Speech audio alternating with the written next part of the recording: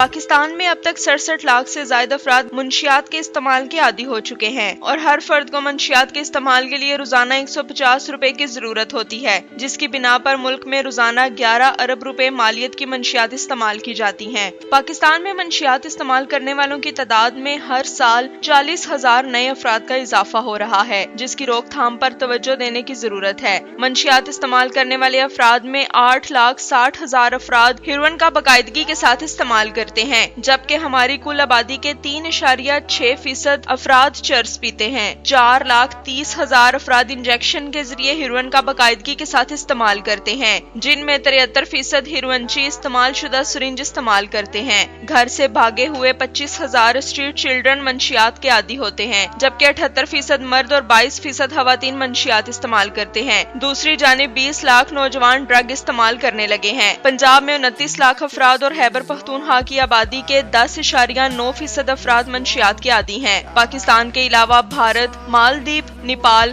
بنگلہ دیش اور Thai land میں ایک بڑی تعداد بھی منشیات استعمال کرتی ہے، جبکہ افغانستان کا شمار دنیا میں سب سے زیادہ منشیات تیار کرنے والے ممالک میں کیا جاتا ہے، جہاں نیٹو کی افواج کے انخلا کے بعد پیدا ہونے والی بے یقینی کی صورتحال کے نتیجے میں منشیات کی اسمگلنگ میں بے حد اضافہ ہو گیا ہے۔ خود اعتمادی، فیصلہ کرنے کی قوت، کمیونیکیشن کی مہارت، حالات کے دباؤ کو قبول کرنے، دباؤ کی کیفیت میں کام کرنے، وقت کی پابندی اور غصے پر قابو پانے کی صلاحیت کے حامل افراد خود کو منشیات کے استعمال سے بآسانی محفوظ رکھ سکتے ہیں۔